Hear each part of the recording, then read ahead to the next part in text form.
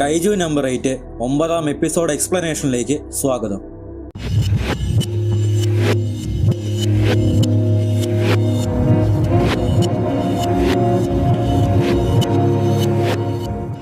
രാത്രി ഡിഫൻസ് ഫോഴ്സിന്റെ 3rd division ഹെഡ്ക്വാർട്ടേഴ്സിൽ നിന്ന് ഹോഷിന കൈജു നമ്പർ 8നെ കുറിച്ച് പഠിക്കുകയായിരുന്നു. അവൻ താനും നമ്പർ 8 തമ്മിലുണ്ടായ പോരാട്ടം ഒന്നുകൂടി ഓർത്തു. അതിന് മനുഷ്യനുമായി നല്ല സാദൃശ്യം അവന് തോന്നിയിരുന്നു. പിന്നെ മനുഷ്യനെ പോലെ സംസാരിക്കാനും രൂപം മാറാനും സാധിക്കുന്ന നമ്പർ 9ഉം. കൈജുവിനൊക്കെ എന്താ സംഭവിക്കുന്നതെന്ന് അവൻ അത്ഭുതപ്പെട്ടു. കഫ്കയും ഈ സമയം ഉറങ്ങിയിരുന്നില്ല. അവൻ ഹോഷിനയുമായി നടന്ന കൂടിക്കാഴ്ചയെക്കുറിച്ച് ഓർത്ത് ആകുലപ്പെട്ട് മട്ടുപാവിൽ നിൽക്കുകയായിരുന്നു. അയാളുടെ വിശ്വാസം കാക്കുമെന്ന് കഫ്ക സ്വയം തീരുമാനിച്ചു.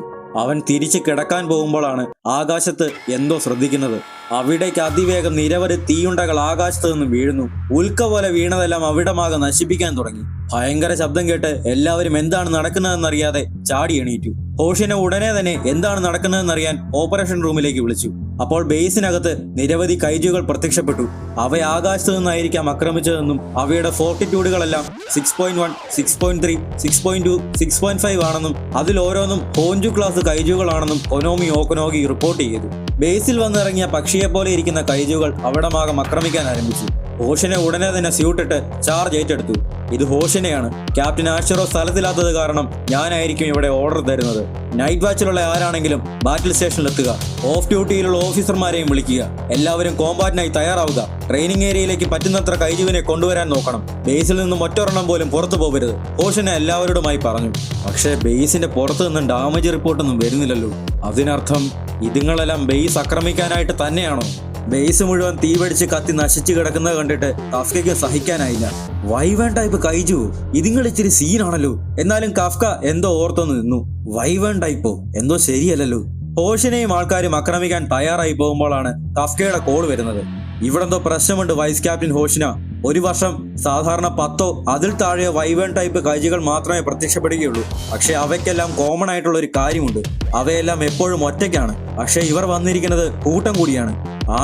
അതിനർത്ഥം ഒന്നേ ഉള്ളൂ. ഉടനെ സോൾജേഴ്സ് എല്ലാം തോക്ക് ചൂണ്ടി. ഇവയുടെ എല്ലാം അഭിമാനം വരെ നിയന്ത്രിക്കാൻ പോകത്തക്ക ശക്തമായ ഒരു ലക്ഷ്യം വെച്ച് പ്രവർത്തിക്കാനുള്ള ബുദ്ധിശക്തിയുള്ള അസാധാരണമാംവിധം ശക്തനായ ഒരു നേതാവ് ഇരയെ കണ്ടെത്തി. ആ ചുവന്ന കൈജു പുകപടലങ്ങൾക്കിടയിൽ നിന്നും ഹോഷിനയുടെ മുൻപിലേക്ക് ഇറങ്ങി വന്നു. ഈ ബേസിലുള്ള ഏറ്റവും ശക്തനായ മനുഷ്യൻ നീയാണോ? ഇതിന് സംസാരിക്കാൻ പറ്റൂ? അവർക്ക് അത്ഭുതം. ക്യാപ്റ്റൻ ഇവിടെ ഇല്ല. അതെ. ഓ ശരി, അപ്പോൾ നീയാണെന്റെ ഇര. അപ്പോൾ ഓക്കനോഗി അതിന്റെ ഫോർട്ടിറ്റ്യൂഡ് എസ്റ്റിമേറ്റ് ചെയ്തു. 8.3, ഒരു ഡൈക്കൈജു ക്ലാസ്.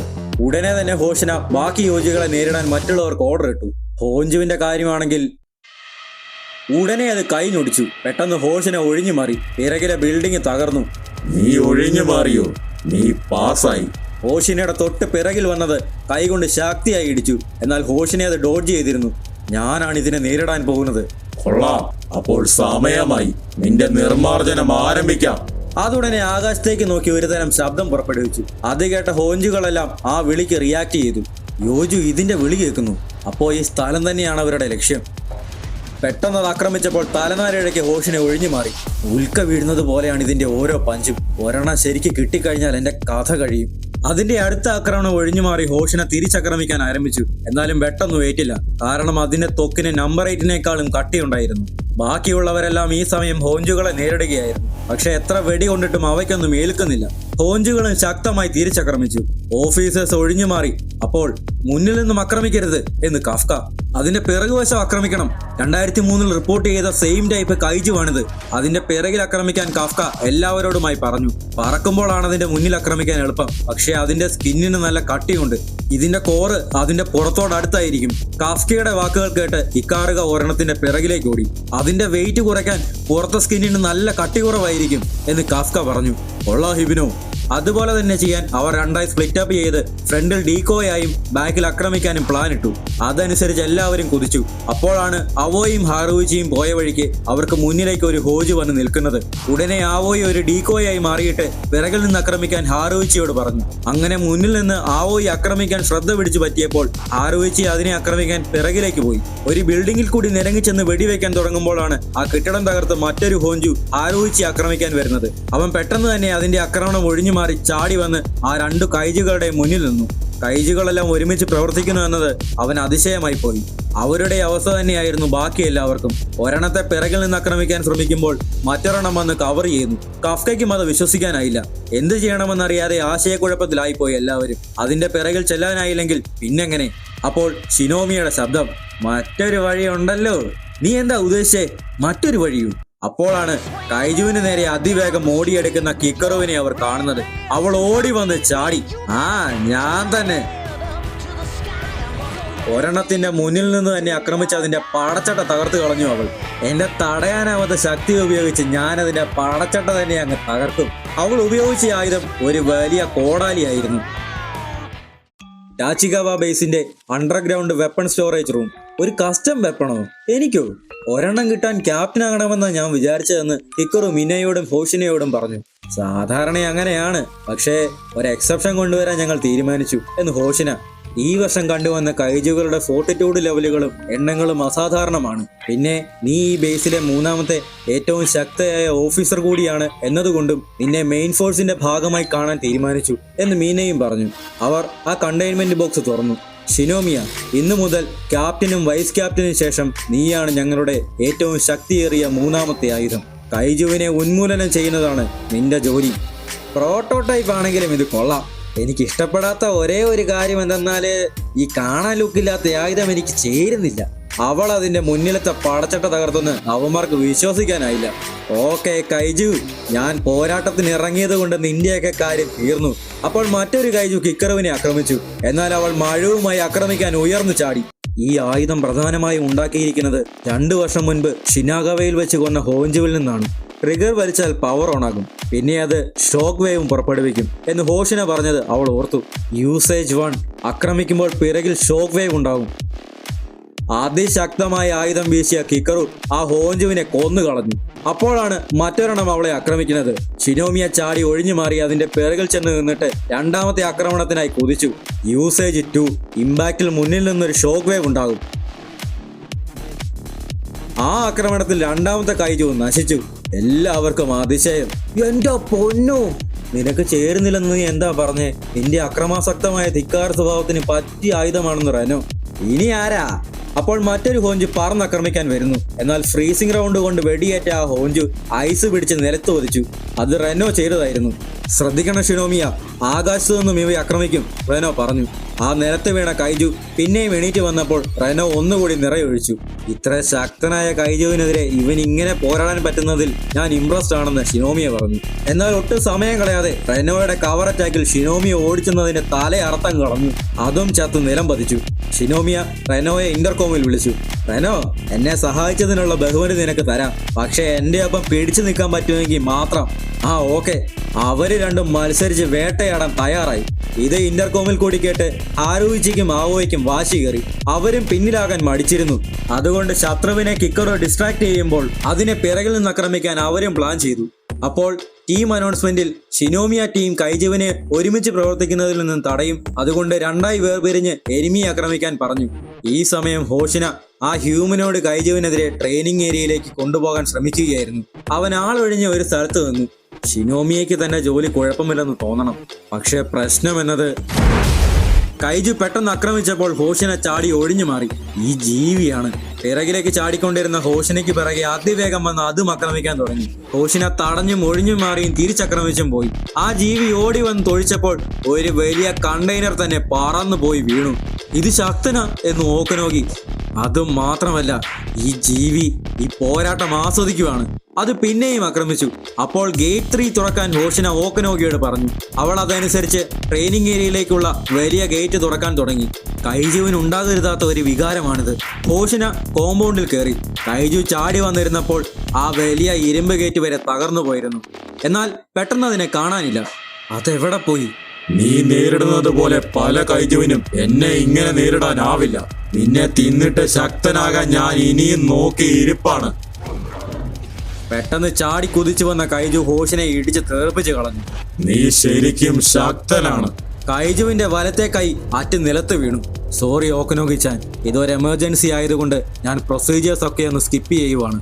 ഇവിടെ ട്രെയിനിങ് ഗ്രൗണ്ടിൽ എന്റെ മുഴുവൻ ശക്തി പുറത്തെടുത്താലും ബാക്കിയുള്ളവരെ ബാധിക്കുമെന്ന് പേടിക്കണ്ട.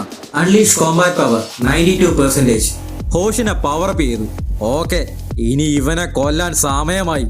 ഈ സമയം മിനാസ എന്ന ഓഫീസർ പരിക്ക് പറ്റി വീണിട്ട് നോക്കിയപ്പോൾ ഒരു ഹോഞ്ചു അവളെ ആക്രമിക്കാൻ തുടങ്ങുന്നു. കാഫ്ക ഇത് കണ്ടുകൊണ്ട് ഓടി വരുന്നുണ്ടായിരുന്നു. അവളെ രക്ഷിക്കാൻ സമയത്തിന് അവിടെ ചെല്ലാൻ പറ്റില്ല എന്നവന് തോന്നി. എന്നാൽ കാൽ മാത്രം ട്രാൻസ്ഫോം ചെയ്താൽ കാഫ്ക ഉടനെ കാലിന്റെ രൂപം മാറ്റി ആ പവർ കൊണ്ട് കുതിച്ചു എന്ന് കൈജുവിന്റെ ആക്രമണത്തിന് മുന്നേ അവളെയും എടുത്തുകൊണ്ട് ഓടി മാറി നിന്നു. കാഫ്ക അവളെ രക്ഷിച്ചെന്ന് മിനാസയ്ക്ക് വിശ്വസിക്കാനായില്ല. നിങ്ങൾ സ്യൂട്ട് ഉപയോഗിക്കാൻ പഠിച്ചല്ലേ എന്ന് അവള്. കാഫ്ക ഒന്ന് പരുങ്ങി. അത് പിന്നെ ഞാൻ ഫുൾ ഓഫീസർ ആയല്ലോ. അപ്പോ ഇതിനിടയ്ക്ക് ആ കൈജു അവളെ പിന്നെയും ആക്രമിക്കാൻ ഒരുങ്ങി. എന്നാൽ കേക്കറു വന്നതിനെ വെട്ടി പാറപ്പിച്ച് കളഞ്ഞു. പിറകെ അവിടേക്ക് റെനോയും വന്നു. റെനോയും ഞാനും കൈജുവിനെ ഡിസ്ട്രാക്ട് ചെയ്തോളാം, ഈ സമയം രക്ഷപ്പെടാൻ നോക്കുന്ന കിക്കറു പറഞ്ഞു. അപ്പോൾ സെമ്പായി, റിസ്ക് ഒന്നും എടുക്കരുത്, നിങ്ങളിപ്പോ ഒരു ഫുൾ ഓഫീസറാണ്, സഹപ്രവർത്തകരെ വിശ്വസിക്കുമെന്ന് റെനോ കാഫ്കയോട് പറഞ്ഞു. കാഫ്ക അത് അംഗീകരിച്ചു. എന്നിട്ട് ഉടനെ തന്നെ റെനോയും ബാക്കിയുള്ളവരും കൈജുവിനെതിരെയുള്ള ആക്രമണം തുടർന്നു. അത് കണ്ട് മിനാസയ്ക്കും കാഫ്കയ്ക്കും അത്ഭുതം. ഇങ്ങനെ ഒരുമിച്ച് പ്രവർത്തിക്കാൻ അവരെന്നാണ് പഠിച്ചത്? അപ്പോൾ നക്കനോഷിമയുടെ യൂണിറ്റും സപ്പോർട്ടിനായി വന്നെന്ന് ഓക്കനോഗിയുടെ റിപ്പോർട്ട് വന്നു. അതുപോലെ എബിന യൂണിറ്റും സപ്പോർട്ടായി വന്നു. അവർ ഓഫ് ഡ്യൂട്ടിയിലായിരുന്ന സീനിയർ ഓഫീസേഴ്സ് ആയിരുന്നു. ഷിനോമിയുടെ ടീമും അഗാട്സുമയുടെ പ്ലട്ടൂണും 2 യോജുവിനെ കൊന്നെന്ന് റിപ്പോർട്ട്. അതുപോലെ തന്നെ മറ്റു പല പ്ലട്ടൂണുകളും ആക്രമണത്തിനായി ഇറങ്ങാൻ തുടങ്ങി. ആക്രമിക്കാനും ചെറുത്തു നിൽക്കാനുമുള്ള പ്രതീക്ഷ പയ്യെ കൈവന്നു തുടങ്ങി. കഫ്കയും മിനാസയും പരിക്ക് പറ്റിയവരെ ചികിത്സിക്കാൻ ഓടി. ഇതെല്ലാം കണ്ട് കഫ്ക അപ്പോൾ ഓർത്തു, അടിപൊളി, കിക്കറും ഇച്ചിക്കവയും മാത്രമല്ല, എല്ലാവരും അടിപൊളിയാണ്. ഇതാണ് എന്റെ ഡിവിഷൻ, ഇതാണ് 3rd ഡിവിഷൻ. ഹോഷിനെ ആ കൈജുവിനെ നേരിടുന്നു. നീ തെരഞ്ഞെടുത്ത പോരാട്ടം പിഴച്ചിരിക്കുന്നു കൈജു. ഇവിടെ ഞങ്ങളാണ് ജയിക്കാൻ പോകുന്നത്. ഇരുവരും ആക്രമിക്കാൻ കുതിച്ചു. ഹോഷിനെ വെട്ടി, അതിന് വെട്ടേറ്റു. പിന്നെയും എന്റെ കൈ വെട്ടിക്കളഞ്ഞ അതേ അറ്റാക്കല്ലേ ഇത്? അത് ശക്തമായി നിലത്തടിച്ചു. ഹോഷിനെ ഒഴിഞ്ഞു മാറി. എന്നിട്ട് പരസ്പരം ആക്രമിക്കാൻ തുടങ്ങി. ഹോഷിനയുടെ വെട്ടെല്ലാം ഏൽക്കുന്നുമുണ്ട്. എന്റെ പുറംചട്ടയിലുള്ള ചെറിയ ഗ്യാപ്പിൽ കൂടി തന്നെയാണ് നീ വെട്ടുന്നത്. ഇതിലൊരു രസമില്ല. നിന്റെ ലക്ഷ്യം എന്താണെന്ന് എനിക്ക് കൃത്യമായി അറിയാവുന്നത് കൊണ്ട് എനിക്ക് നേരിടാൻ എളുപ്പമായി. എന്നാൽ അപ്പോൾ തന്നെ ഹോഷിന അതിന്റെ ശരീരം കണ്ടിച്ചിരുന്നു. ആ കൈജു ആക്രമിക്കാൻ കുതിച്ചു. എന്നാൽ ഹോഷിന നമ്പർ 4 വിൻസ്ലാഷർ കൊണ്ട് അതിന്റെ കൈ വെട്ടിക്കളഞ്ഞു. അടുത്ത ആക്രമണത്തിൽ ദേഹമെല്ലാം വെട്ടി. അപ്പോൾ ഗ്യാപ്പിൽ ലക്ഷ്യം വെച്ചതിനെ ഡിസ്ട്രാക്ട് ചെയ്യാനായിരുന്നല്ലേ? ഹോഷിനെ അതിന്റെ തലയും വെട്ടി. 2 കൈയുമില്ലാതെ തല ഉടലിൽ നിന്നും തൂങ്ങിക്കിടന്ന ആ കൈജു ഒന്നും മുരണ്ടു. ഇങ്ങനെ ആയിരിക്കണം ഒരു പോരാട്ടം. അതിന്റെ കൈയും കഴുത്തുമെല്ലാം പെട്ടെന്ന് റീജനറേറ്റ് ചെയ്തു വന്നു. ഉടനെ അത് ഹോഷിനെ ആക്രമിക്കാൻ തുടങ്ങി. എന്റെ ശക്തിയോട് കിടപിടിക്കുന്ന എതിരാളിയുമായുള്ള പോരാട്ടം. ഹോഷിന കുതിച്ചു. കൈജു ഇടിക്കാൻ കൈ നീട്ടിയെങ്കിലും കൈ തുണ്ടം തുണ്ടമായി പോയി. ആ ആക്രമണത്തിൽ അതിന്റെ കോറും വെളിയിൽ പ്രത്യക്ഷപ്പെട്ടു. ഞാൻ വിചാരിച്ചതിലും ഒത്തിരി ചെറുതാണല്ലോ നിന്റെ കോറ്, അത് പറഞ്ഞ് ഹോഷിന കുതിച്ചു വന്ന് ആക്രമിച്ചു. അതിന്റെ കോറ് തകർത്തു. എല്ലാവരും ഒന്ന് സന്തോഷിച്ചു. എന്നാൽ കഴിഞ്ഞിട്ടില്ല എന്ന് ഹോഷിനെ അലറി. കാഫ്കയ്ക്കും എന്തോ കഠിനമായി അനുഭവപ്പെട്ടു. എന്താ ഇത്? രൂപം മറഞ്ഞിട്ട് പോലും എന്റെ ഡിറ്റക്ഷൻ എബിലിറ്റിക്ക് എന്തോ അനുഭവപ്പെടുന്നു. വൈസ് ക്യാപ്റ്റൻ, ഹോഷിനെ ഒന്ന് ഭയന്നു. ആ കൈജു വലിയ വലിയ കുമിളകളായി രൂപം മാറാൻ തുടങ്ങി. കെട്ടിടങ്ങൾക്ക് മുകളിലേക്കും അത് വളർന്നു. ഭീമാകാരമായ ഒരു രൂപമായി മാറി. ഇത് വളർന്നു. ഇതിന്റെ കോറിന്റെ പൊസിഷൻ മാറിക്കാണും. അപ്പോ എനിക്കത് പൂർണ്ണമായും തകർക്കാനായില്ല. ആ കുമിളകളിലെല്ലാം വായ പ്രത്യക്ഷപ്പെട്ട് എന്തോ ഒരു വാതകം അവിടമാകം തുപ്പി. ട്രെയിനിങ് ഗ്രൗണ്ട് അടങ്ങിയ പ്രദേശത്തെല്ലാം ആ വാതകം പടർന്നു. അത് വലിയ ടെമ്പറേച്ചറുള്ള നീരാവിയായിരുന്നു. ഹോഷിന മാസ്കും വെച്ച് തൽക്കാലത്തേക്ക് പിൻവലിഞ്ഞു. ചൂടിനൊപ്പം അതിന്റെ ഫോർട്ടിറ്റ്യൂഡും ഉയരുകയാണെന്ന് ഓക്കനോക്കിയുടെ റിപ്പോർട്ട്. ഇത് ഫോർട്ടിറ്റ്യൂഡ് 9.0 ഭീമാകാരമായ രൂപത്തിലേക്ക് മാറി. ആ ദൂറക്കെ അലറി.